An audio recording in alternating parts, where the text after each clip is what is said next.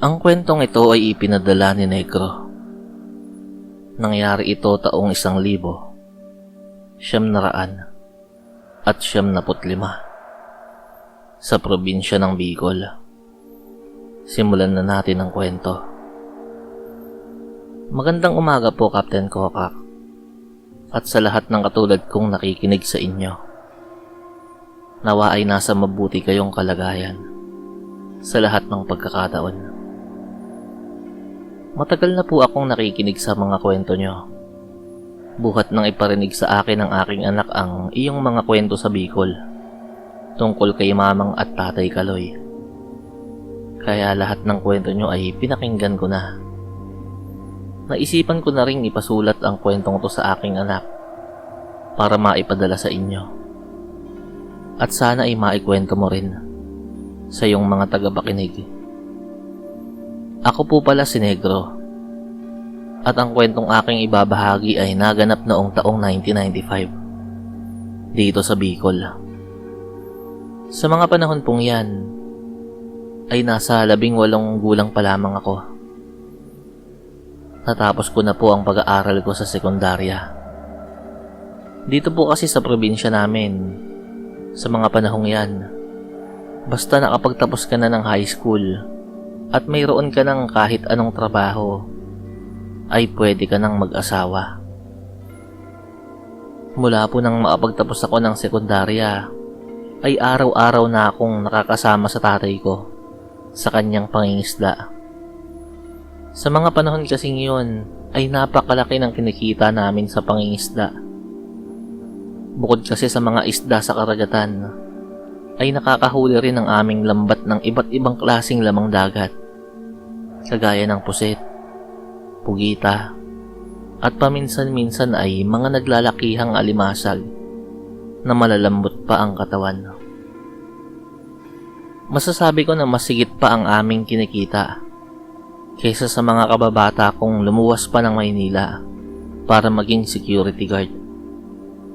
Ang aming mga nahuhuli ay ipinagbibili namin sa mga dayong dumadayo sa lugar namin na nagmamay-ari ng mga kainan sa bayan. Sa mga panahon naman na walang dayo na bumibili, ay inilalako namin ang mga yon sa mga karatig bayan namin na malalayo sa dagat. May mga lugar kasi sa Bicol noong mga panahong yun na masusukal pa. Kapag dumarayo kami sa mga lugar na yon, ay hindi na namin pinapatungan ang presyo ng mga isda. Mas madalas pa nga na ipinagbibili namin yon sa mas mababang halaga. Total ay pare-pareho naman kaming mga Bicolano. Sa gawain namin yon ay nakilala ko si Mina. Isa siyang tipikal na probinsyana.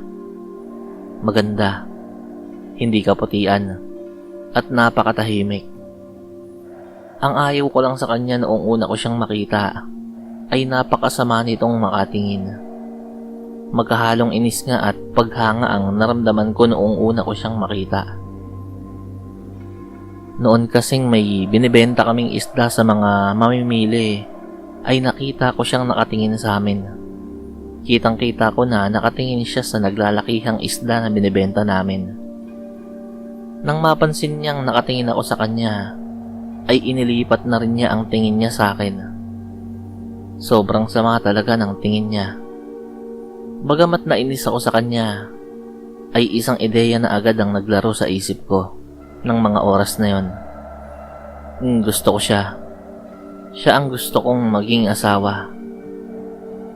Alam kong walang mangyayari kapag hindi ako kumilos at gumawa ng paraan. Dali-dali kong dinampot ang isa sa may kalakihang isda at lumapit sa kanya.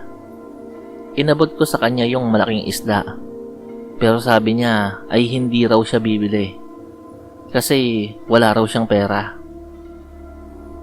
Kung gusto ko raw, ay ipagpalit niya na lang daw yung suot niyang porselas na may mga perlas sa isdang hawak ko. Siyempre ay tinanggihan ko yon. Sa halip ay inabot ko ang bisig niya at pilit na ibinigay yung malaking isda. Sabi ko ay huwag niya nang bayaran. Mula nga ng pangyayaring yon ay hindi na naalis sa isip ko si Mina. Sa tuwing nagtitinda kami ng isda sa bahaging yun ng probinsya namin, ay madalas ko na siyang hinahanap-hanap. Nagpapalingon-lingon ako sa paligid at nagbabaka sakali na makita ko siyang muli. Isang beses ay hindi na ako nakapagpigil, kung kaya't nagtanong-tanong na ako sa mga taong naninirahan sa lugar na yon. Sinabi ko yung description ng magandang babae at iisa lamang ang kasagutang natanggap ko mula sa mga taong napagtanungan ko. Ang hinahanap ko raw na babae ay nagngangalang Mina. Anak raw yun ni Namang Andres at Aling Mercedes at naninirahan sa bundok. Bihirang-bihira lamang daw na magbakita ang mga yon sa mga tao at ang pamilya raw na yon ay pamilya ng aswang. Dahil naman sa mga narinig ko mula sa mga tao roon, ay labis talaga ang naging pagtawa ko. Paano ba naman kasi? Bagaman marami na akong naririnig na kwentong aswang sa lugar namin, ni isang beses ay hindi pa ako nakakita ng kahit isa man lang. Noong araw ding yon, para mapatunayan ko sa sarili na hindi aswang ang pamilya ni Mina, ay binaybay ko ang direksyon ng lugar na itinuro ng ilan sa mga napagtanungan ko. Medyo malayo nga ang lugar na pinagtitirikan ng kubo ni Mina. Katakataka rin na maliit yun at wala man lang bakod. Isa pa sa pinagtataka ko ay wala akong nakitang lutuan, kalan at mga panggatong. Yun kasi ang kadalasang makikita mo sa labas ng mga kabahayan noong mga panahong yun. Pero may isa namang kulungan na naglalaman ng mga baboy. Sa pagkakatanda ko ay nasa 12 ang bilang nun. Lalapitan ko sana yung mga baboy para masipat ko. Pero hindi pa ako gaanong nakakalapit ay kitang-kita ko na yung isang baboy na naroon. Yung isa na kulay itim ay kinakain yung nakabulagtang isang baboy. Labas ang mga bituka noon at nagkalat din ng dugo sa lupa at sa mukha ng itim na baboy na kumakain roon. Ang ginawa ko ay dumampot ako ng bato at binato ng malakas yung kumakain na baboy. Tinamaan yun sa noo at dahil doon ay napaigtad yung baboy na yun. Laking pagtataka ko sa mga sumunod na nangyari. Lagpas tao kasi yung taas ng bakod ng kulungan. Pero napakadali lang yung tinalon ng baboy para makalabas. Habang nag-iingay ang mga hayop na yon, ay laking gulat ko dahil may humawak sa balikat ko. Nang lingunin ko ay si Mina pala yon. Ganoon pa rin, masama ang tingin niya sa akin. Sinabi niya kung bakit daw ako naroon. Umalis na raw ako at baka maabutan ako ng tatay niya. Itinanong pa nito sa akin kung nabalitaan ko raw ba ang tungkol sa kanila. Kung ano raw ba talaga sila. Hinila ako ni Mina sa kamay. Patakbo. Palayo sa kubo nila. Halos makaladkad ako sa mga oras na yon. Nakapagtataka na napakalakas ni Mina para sa isang babae. Hindi pa kami nakakalayo ay humarang sa amin ng 2 tao. Isang lalaki at babae. Nasa palagay ko ay nasa 40 hanggang 50 na ang mga edad. Parehong masama ang tingin ng mga ito sa akin. Bakas na mukha ng mga ito ang matinding galit. Lalo na yung babae. May sugat yun sa noo na parang pinukpok o tinamaan ng isang bagay.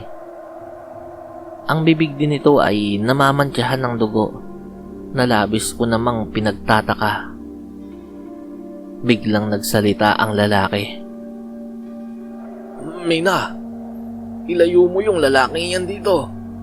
Baka hindi ako makapagpigil at malagay pa sa alanganin ng buhay niyan. Tignan mo ang ginawa niyan sa nanay mo.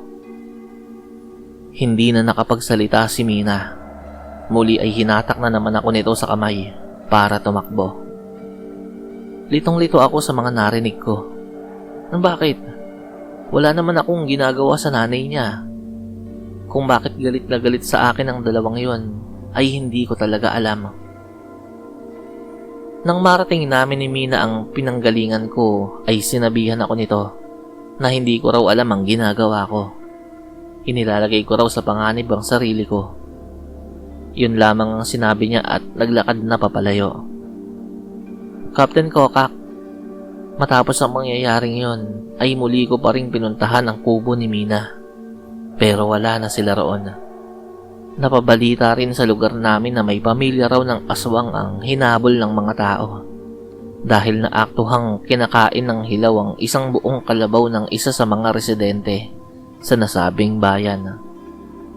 Kung yun ba ang pamilya ni Mina, hindi ko rin alam. Hanggang dito na lang po ang kwentong to. Nawa ay magustuhan nyo. Aaminin ko, Captain Kokak, na bagamat hindi ko nakilala ng husto si Mina, pinangarap kong siya ang makatuluyan ko. Hinding-hindi ko malilimutan na sa unang pagkikita ay umibig ako sa isang magandang Bicolana.